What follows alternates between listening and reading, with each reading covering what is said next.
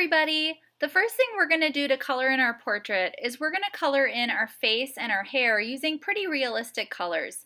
I'd like you to look for colors that are pretty close to your real facial tones, your real eye color, your real hair color. In my example, I'm actually putting bright pink lipstick on my lips because I do wear lipstick sometimes, but you don't have to use pink for your lips. A lot of times a light brown or a tan is a great color for lips too, so you don't have to use pink for your lips. But basically, we're just going to color in our whole face and all our hair with some natural, realistic sort of colors. That's our first step.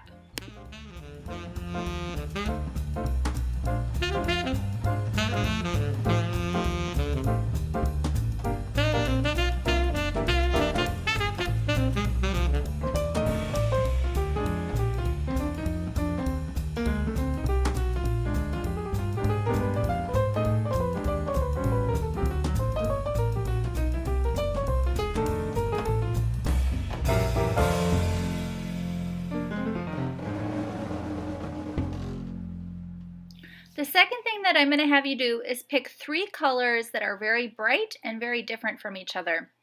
In my example, I'm picking blue, yellow, and orange, and I chose these colors because they're all very bright colors. They are different from each other, and they're going to show up well against each other. And what I'm doing is I'm coloring in my clothing and the background using solid blocks of color. So I'm not scribbling. I'm trying to keep the colors pretty solid in each area. And you don't have to color the whole thing in. You can leave some white areas, but they should be pretty small white areas, not very big ones. So you can see how I have sort of a white line on my shirt. I'm also outlining my hair with a brighter color. Sometimes in our example piece that we were looking at, there's actually like a solid stripe of color around the portrait. So that's what we're going to do too if you would like to. I'm actually coloring half of my paper yellow, and I'm going to color the background in the other half with blue, but you can kind of color the background how you want. You could color them in all one color, you could color it with different solid areas of different colors. It's really up to you, but we want to try to make it pretty solid. And then the next thing we're going to do is we're going to take different colors and add lots of tiny little patterns and designs all over the place. So each area is going to have its own collection of these little tiny marks in different colors. On my cheeks, I've made little hatch marks. They look like little lines. I'm also putting little polka dots on my face. I'm using yellow because it's a lighter color and it'll kind of blend in with the peach that I used for my skin tone. I left some white areas in my hair, and now I'm adding some blue stripes because I thought that would be kind of fun. And in the hair here, I'm adding what I call hatch marks. They're just little short marks, kind of like a capital I or a lowercase l.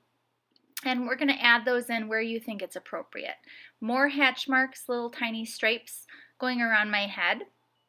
But you can do the patterns however you would really like. So this is just how I'm doing it. Now, one thing we want to make sure we add are polka dots. Our inspiration for this piece has a lot of polka dots in it. So I'm actually going to add polka dots to my background, all different sizes, and I'm actually layering them with 2 colors. On the other side, I'm going to add a different bright color. I'm going to add some red polka dots, and they're going to change size. You can fill those in, or you can make them more like an O or a 0. And I'm even adding some darker polka dots over the top of the red. More polka dots in my shirt. Oh, I am going to use a lot of polka dots on this project. The last thing you're going to do before you get done, once you think you can't fit any more patterns in there, is you're going to outline all your main lines with a black marker, just because that will help everything stand out better and it'll make it so that you can see everything more clearly.